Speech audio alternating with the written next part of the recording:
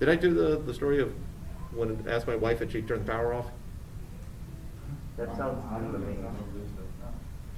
We were changing out an outlet. And so I asked, did you turn the power off? Yes, she did. Not on that outlet, apparently.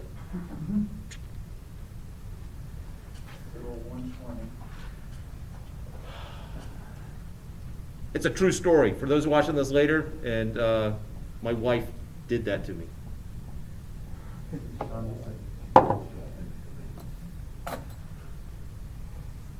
All right, so as the wave is being sent down, let's talk about how fast the wave actually travels. Now, whatever we come up with, it should match that the greater the tension, the greater the speed. And so let's just do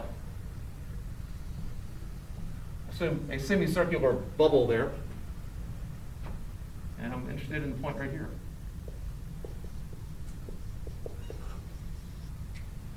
Now, from a side view, for instance, when you were out in the hallway, the wave is traveling that way.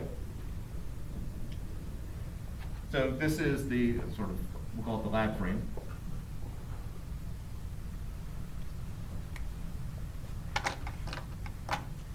Now, in the rope frame,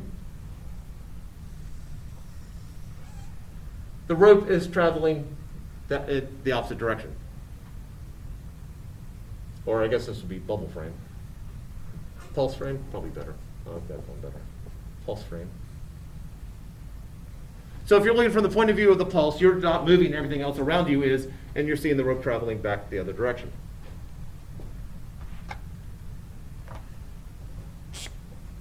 Since it is a semicircle, I have some angle theta here. And I'm going to draw that better.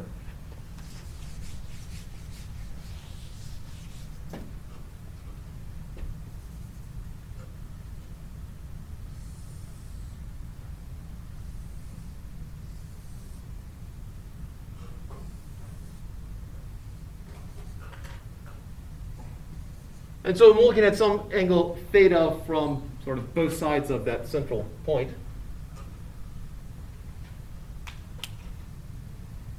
And so let's take a look at this segment right here. It's basically an arc length. What's the relationship between an arc length and the angle?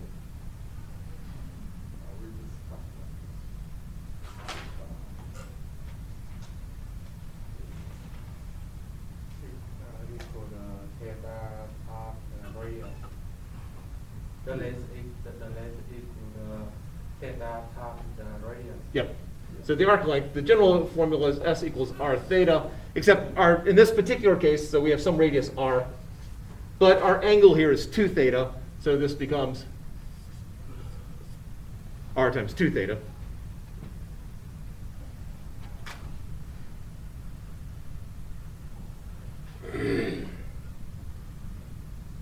And also, if we're looking at this spot right here, and I'm seeing something, so again, from the pulse frame, you're seeing the rope traveling in this circular path right there. If something's traveling in a circular path, so picture something, well, almost anything swinging around, from a 131 point of view, what are we talking about here?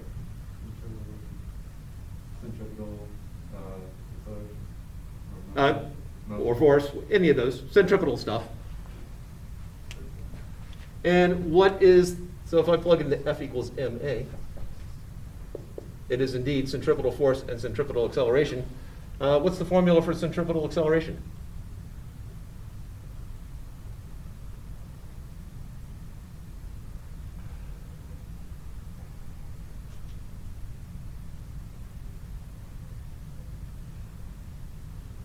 It's been so long, hasn't it?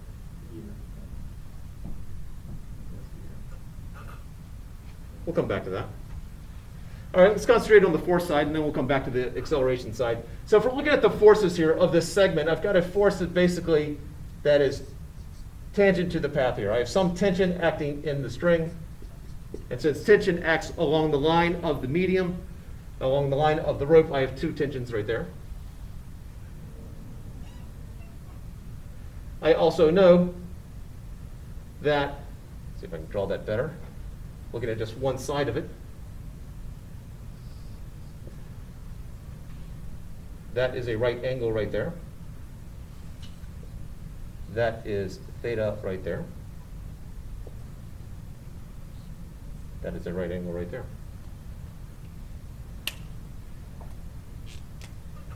If I to do this, what I want to know is that angle right there.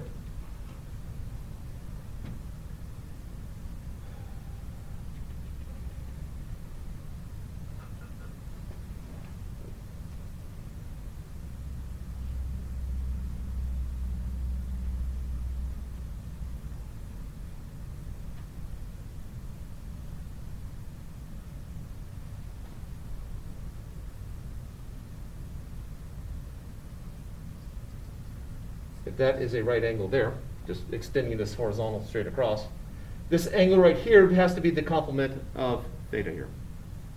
So I'm going to label that as theta prime. Just it's theta prime plus theta is 90 degrees. I know that this is a straight angle. What is how many degrees in a straight angle? 180. Well, I know 90 is taken up right here. This is theta prime, so this angle here must be theta. So that angle there is the same angle as this down here. So we can now break tension up into horizontal and vertical components. So I have tension acting down at some angle theta. And I want to know how much is horizontal, how much is vertical. And so how much is horizontal and how much is vertical?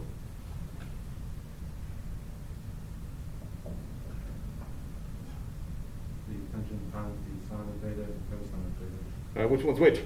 Vertical is going to be cosine. Vertical is going to be sine, the opposite of theta. And then the cosine of theta.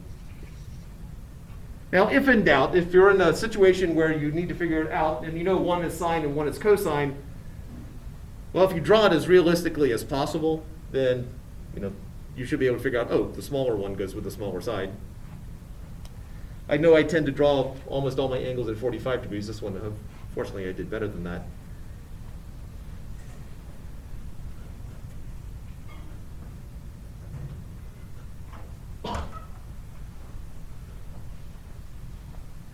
So ultimately, and I'm just going to use I hat, J hat. I hat to the right, J hat up. Doesn't have to be that way. I'm just doing it that way. So this force right here, acting on my segment, is going to be Ft cosine theta to the right, which is I hat, plus this down bit, minus Ft sine theta, J hat. I hat, J hat, I'm assuming you're familiar. Yeah, that's something we can do. Okay. It's just shorthand notation. Instead of saying right and up and down, right, left, up, down, you use this. Oh, she used X hat, Y hat? Yeah. Okay. I tend to use I hat, J hat instead of X hat, Y hat because by the time you get to college, most students have been brainwashed in X, Y, and you don't necessarily always want to do it that way. I mean, sometimes you want to do it that way. And yes, you could make that X and that Y or that X and that Y, but I hat, J hat, I philosophically believe breaks people out of that. Everything's horizontal, vertical.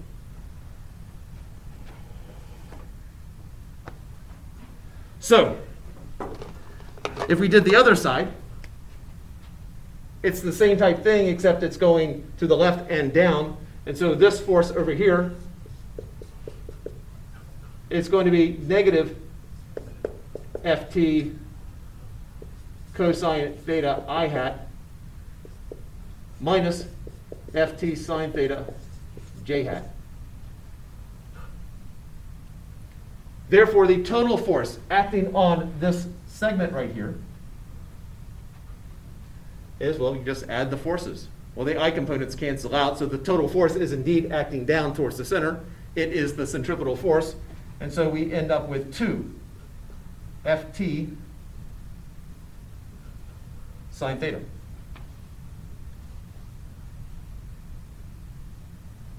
So now we're back to centripetal acceleration.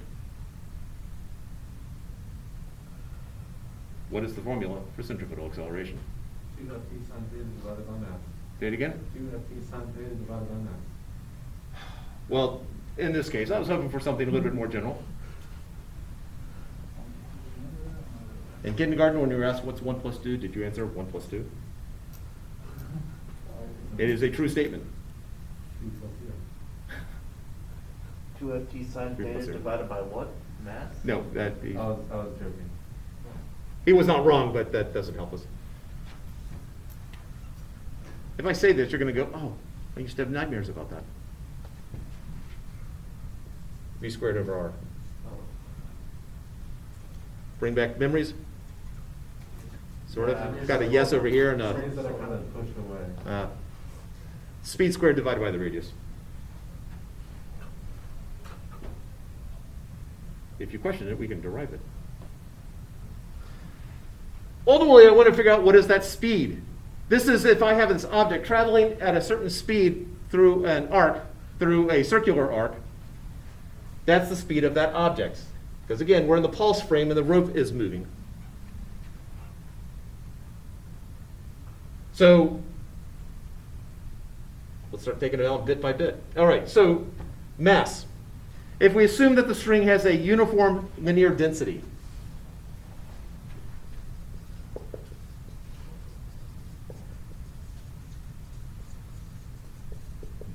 now, it does not have to have it in the long run, but for what we're doing right now, let's just make that assumption, and then we'll generalize it. So the question is, what is linear density?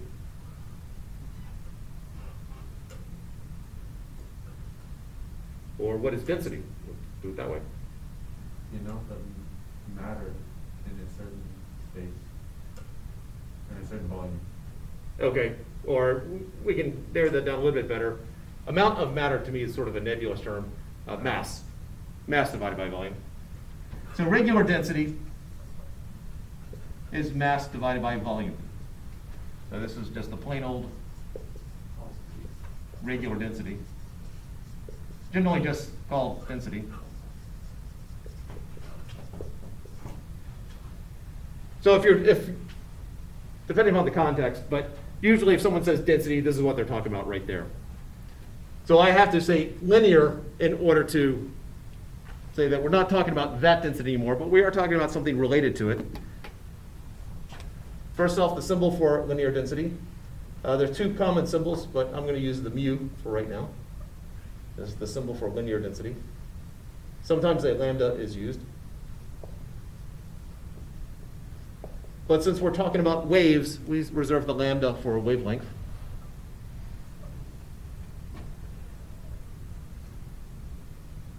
All right, so what do you think linear density is?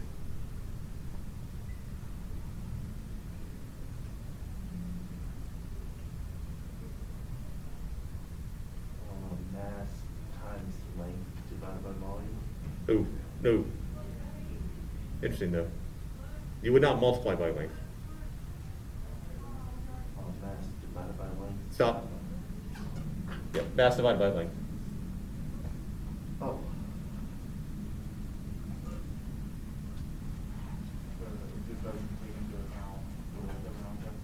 No, it's assumed that the width of it is small. That the bulk. Yeah, you could actually do regular density in here, but you'll find you'll end up with terms that ultimately just sort of go away. So if the linear density is uniform, that means my mass is equal to the linear density times the length.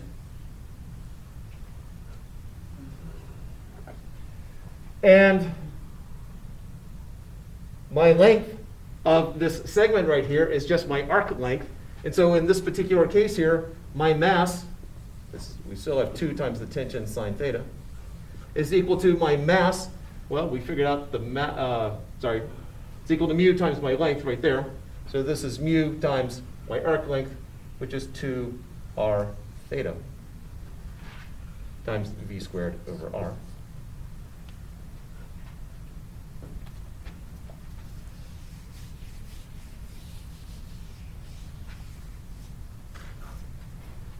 And now let's do some simplifying. R cancels out. The 2 cancels out. So now I'm left with tension.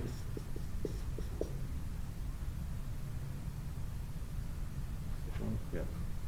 Tension is equal, or tension times sine of theta is equal to mu v squared times theta. Let me write that a little bit better over here.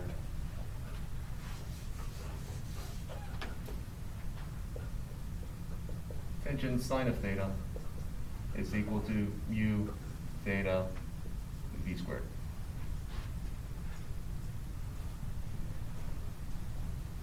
So if I now think about this in terms of, really when we're talking about this point right here, we really need to start narrowing it down. So let me make theta smaller and smaller. I drew it big just because if I drew it as a tiny sliver, it'd be harder to see. But imagine theta is really tiny. If theta is really tiny, what can we do over there? Small angle approximation. And so this is approximately equal to theta, so I'm now left with tension times theta is equal to mu theta v squared. Theta goes away.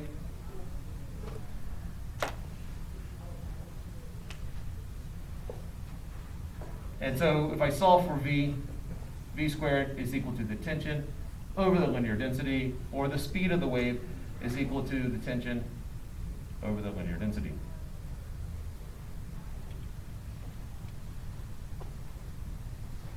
I have posted a couple of different variations. I think I have 3 or 4 different derivations of this formula using calculus and not calculus. So if you want to see a calculus version of it, then it's there. And that mu is under the radical, despite the way I just drew it. Now let's think about this. This makes some sense. The fact that tension depends on, dictates how much one part is pulling on the next part. And mu is sort of an inertial term. The greater the linear density, that means you're trying to move more mass. And so it's not going to go as fast if I have more mass there. So the greater the mass is, the greater the density, the slower the speed. The more tension, the more force involved, the greater the speed. And we can do it generically. We can make it far more sophisticated and look at longitudinal waves and transverse waves and 3-dimensional waves. But it ultimately comes down to the speed of a wave is equal to the square root of some force term divided by some inertial term.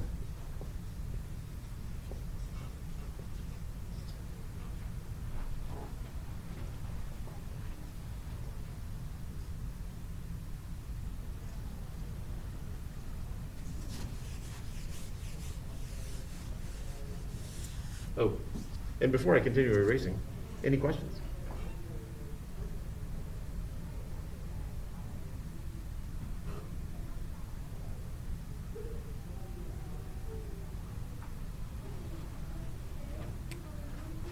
All right, so let's just imagine my string or rope or whatever it happens to be tapers off.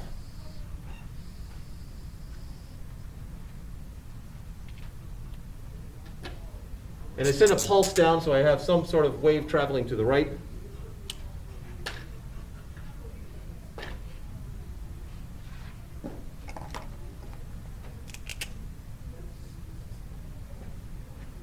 What can you tell me about the linear density here versus the linear density here? I'm assuming that both of these are the same length there. It's smaller. So how would that affect the speed of the wave? Increase. The essence of the whip. Whips start out thick and they taper off. So you put tension into it, and unfortunately my whips are at home right now, but you put tension into it, so you have the long string right there, and let's do a really bad whip.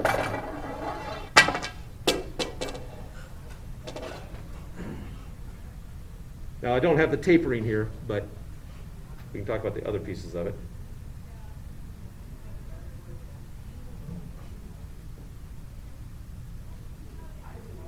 Is there a paper clip here?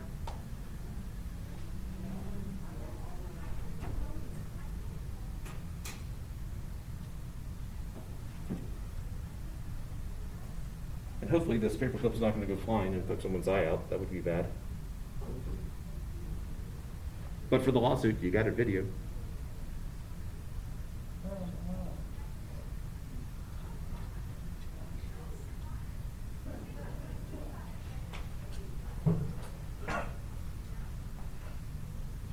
All right. So what's happening there is that I'm applying a force on this. Now, the longer this is, they flash back to rotational motion. If I'm applying a force over a long distance right there, what am I applying at the end? What's the magic word?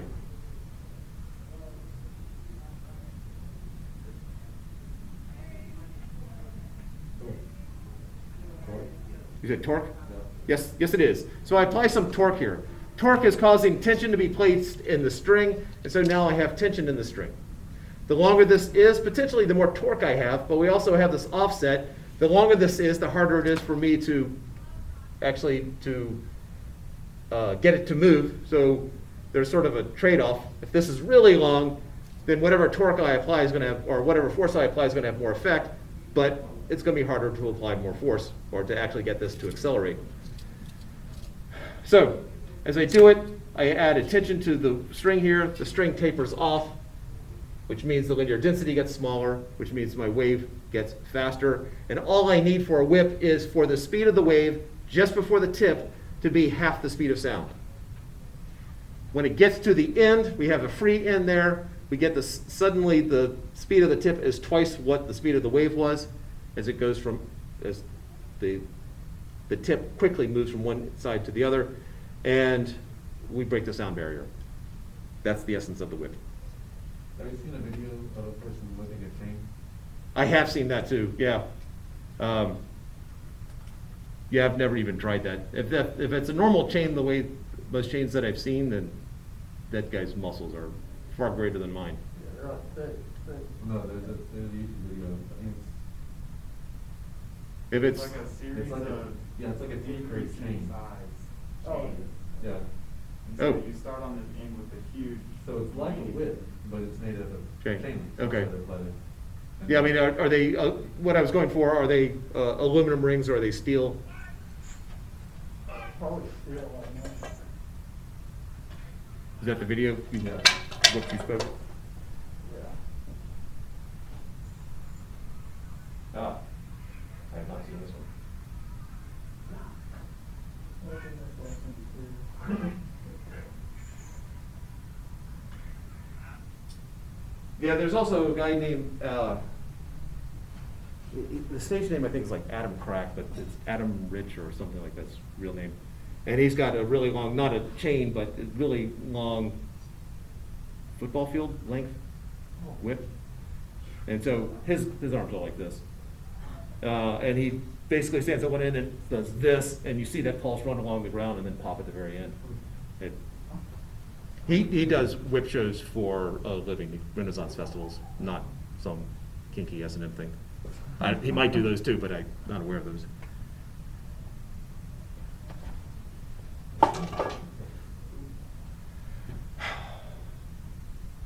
All right.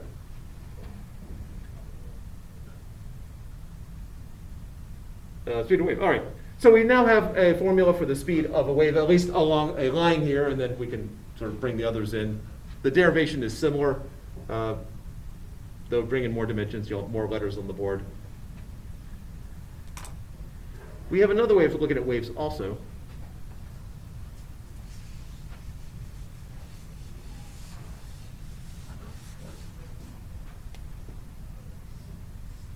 So if I've got a repeated wave being sent down, so I'm moving my arm back and forth with some periodic motion, and so I'm producing wave after wave after wave. So the wave is basically traveling Looks like that at some point.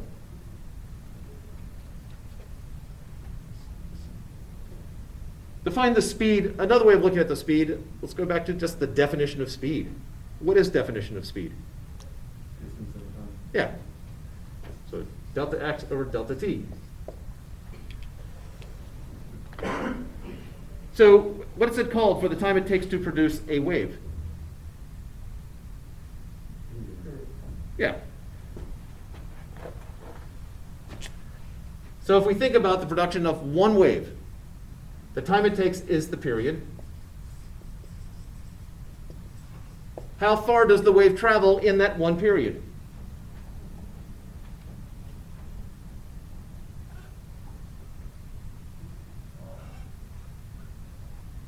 Whatever the amplitude.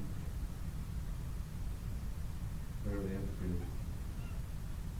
How far is it traveling? How far does the wave travel, not the string? Oh, The bit of string does travel, I guess, from here to here or down, whichever way you're going. one wavelength. Yeah. So if I start a wave here, then basically it travels that far by the time I start making the second wave. And so this is the wavelength, symbol the lambda. This is the wavelength.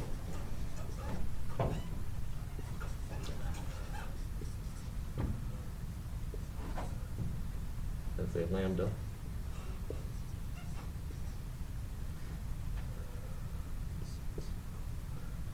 What is the relationship between period and frequency? Okay.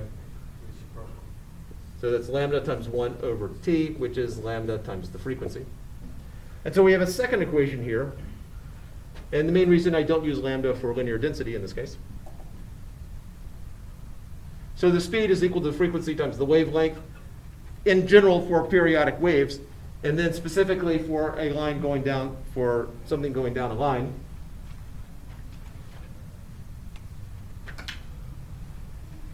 So I've got time. Looks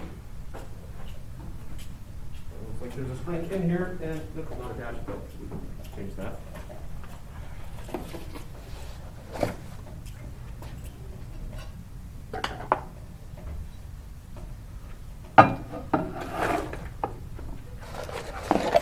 This is a string vibrator.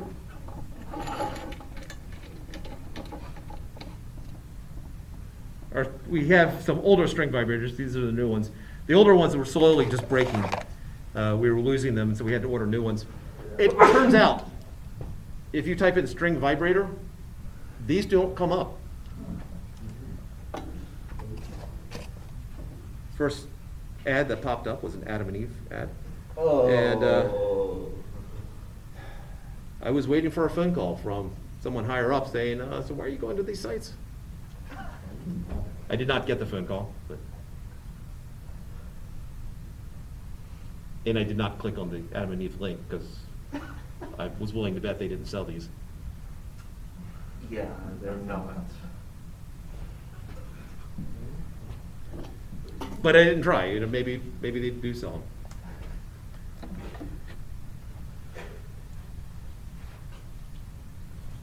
I'm not gonna make jokes. All right, so that string is vibrating up and down. This is vibrating up and down. And it's sending pulses down. So this is what I was trying to do in the out in the hallway. Can you change it? Oh, yeah. So that's the third harmonic. Yeah, it's hard. Can you see it? It's just. Yeah, it's hard to do that with a human. Is it just the tension that you're putting on and that's changing that harmonic? Yep. Because the frequency is pretty much set at 60 hertz. Okay. Okay. And so I am just changing the, You're just changing the length, the Yeah. tension. so in this particular case, since it is close enough to a one-dimensional thing, we have that the square root of the tension over the linear density, which is uniform, presumably, is equal to lambda times the frequency. Frequency is pretty much set. Linear density is pretty much set. And so I can adjust the tension, and that will affect the wavelength.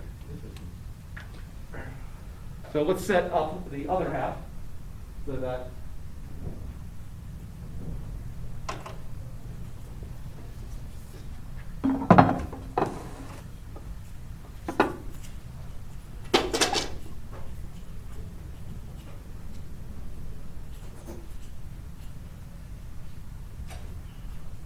when we went into lockdown, I had to quickly, basically videoed by doing this lab.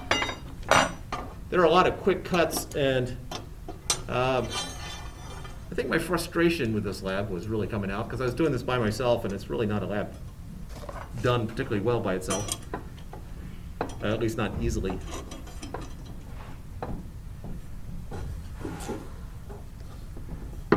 This way.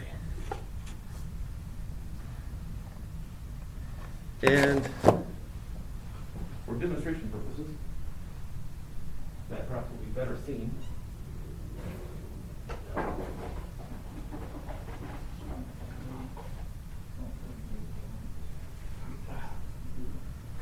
Now, they say don't use this for actually doing the lab itself.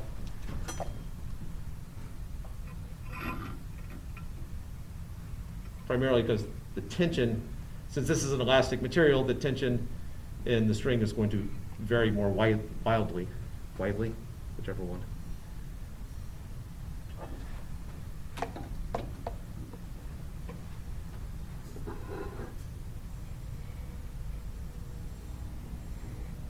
All right, so we got a third harmonic there.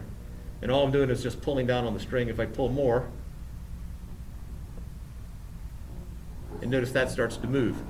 Now, in order to offset that, we can clamp this to the table.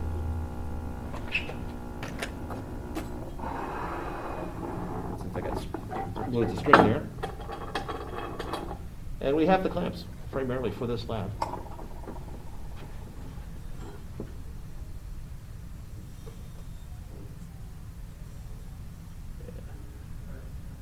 Orthoharmonic. So notice we have node, antinode. Now, unfortunately, in the video, the camera refresh rate matched with some multiple of 60. And so what you're looking at is you see the string just basically sitting still, even though it's doing this. And in order to show that it's actually vibrating, I basically put my finger there, and you can feel this, and you can hear it bouncing against my finger. I've had third there for a moment. Is there infinite amount of harmonics? In theory, yes. In reality, notice that in our calculations here, yeah, part of it's still up. We did not take into account the mass of the string, the weight of the string. And so at some point, the weight of the string starts to become a noticeable factor. And so It has too much inertia or too much mass to move quickly enough to get to the next harmonic. yeah, that and, well, it's another force involved. So my centripetal force is no longer just part of tension. Also, the extra mass, at least there's some dampening, actually. I mean, you can see that it's barely vibrating over here, although it is some. Nope, I'll take some of that back. I definitely see more vibrating here than I do here. And if something vibrates enough, isn't it it'll break? Oh, fatigue string. I've heard of. Generally, I see that is something I generally deal with solids, because they're changing basically the way the molecules are aligned. Something like this, I assume eventually that would happen, but it probably a lot longer for that to happen than if I took a paper clip and went back and forth. Right. Now notice that if this is shorter, let's see which harmonic I'm going to get. All right, so third harmonic. If I make this longer,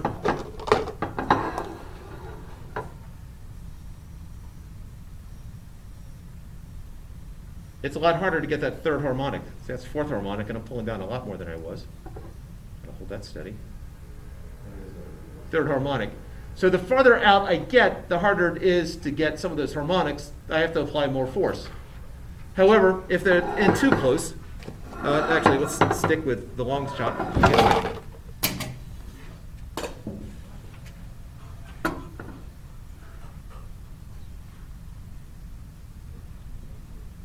For a moment.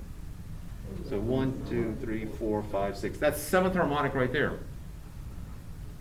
Relatively easy to get. But if I come in and I'm really close, oh, that's third harmonic. Can I get seventh?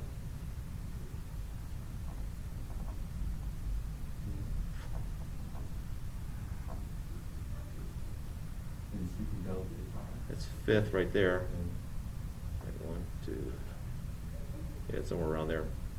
It's really hard to get that seventh harmonic when they're too close to each other.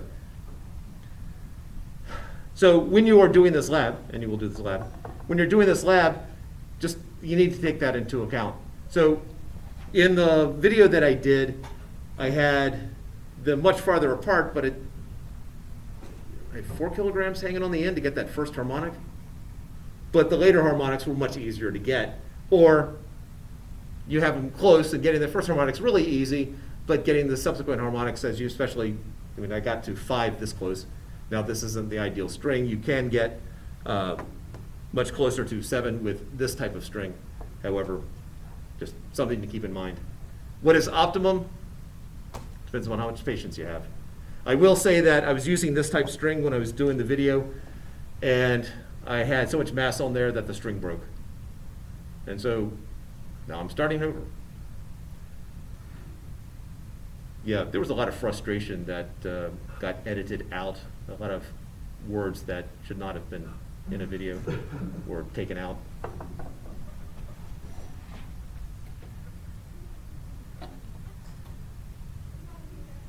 I was curious about how well this elastic string did in terms of predictions.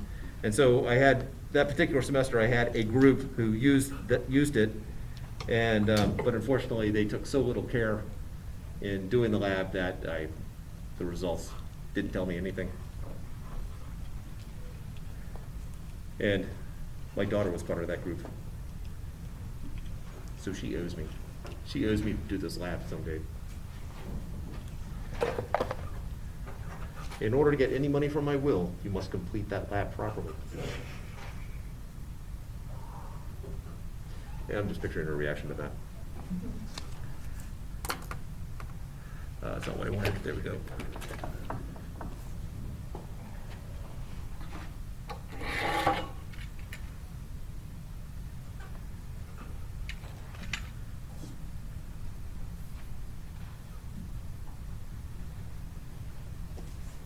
All right, questions to hear?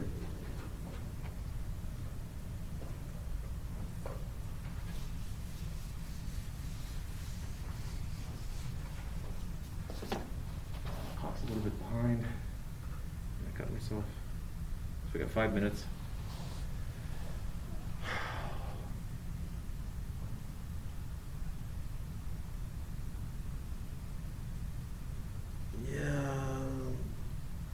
Yeah, let's just do an example and we'll call it a day.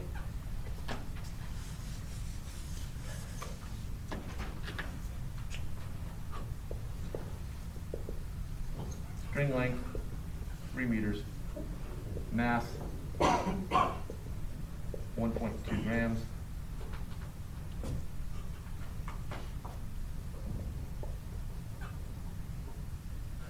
First harmonic.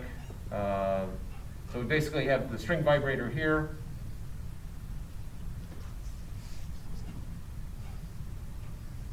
Vibrating like that. We have a, let's make it 4 kilogram mass there. And frequency of the vibrator, 60 hertz. Now I want to know, what is the wavelength?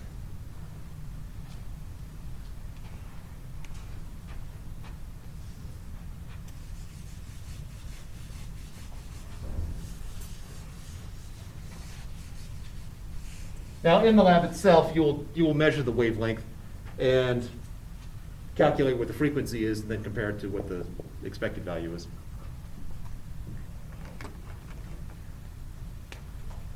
So I know that frequency times the wavelength is equal to the square root of the tension over the linear density, as we derived earlier.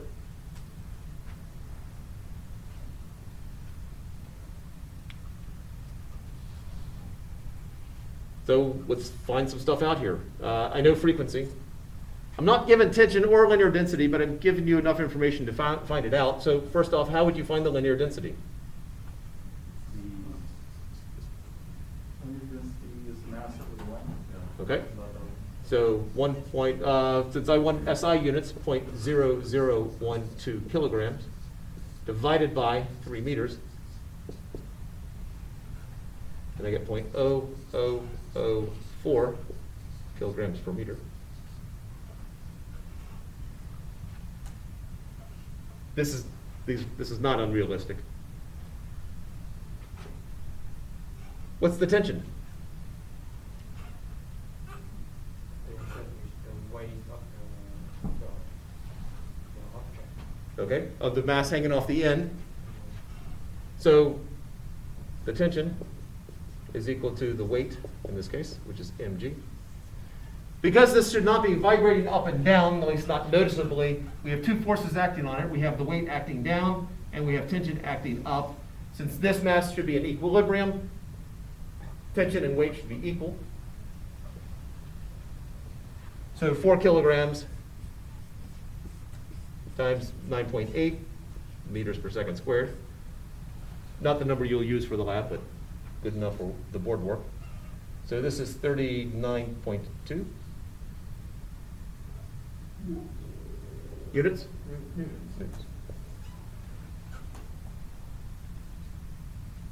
So we have enough to plug and chug. So if 60 times lambda is equal to the square root of 39.2 divided by 0.0004,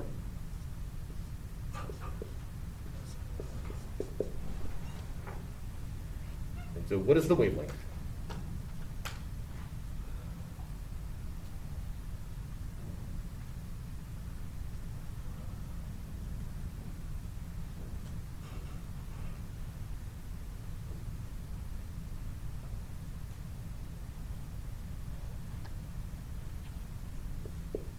Five.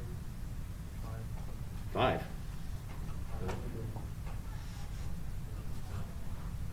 313.05. For wavelength? Yeah. Something's off. I got a 5.22. Yeah, but Yeah, it's I- not 5.22. What'd you get? 5.22. 5.22? Yes. That's what I got. That didn't divide by frequency. That's what my number The said. way it's the way they should be. All right, so that's roughly 40 there. Maybe that's where my mistake is. That's roughly 40 divided by 4 times 10 to the negative fourth, which would be 10 times 10 to the fourth. Yeah, that's where my mistake was. I was off. I had off by a factor of square root of 10. All right, so 5.22. Yeah. Meters. So the question is, what is the distance from the tip of the vibrator to basically the pulley or whatever it's draped over? What is that distance? Half of, Half of our way. yeah, half of that. Yep. 2.61. And that is something that we will, next time we do class, probably the first part of class on Wednesday, we'll sort of do some standing wave stuff, and then we will do the lab. So don't forget to print it out.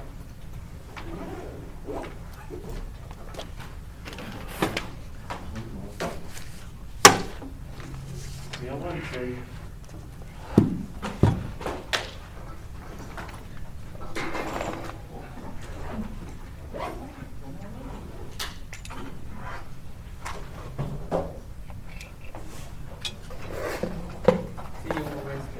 See you Wednesday.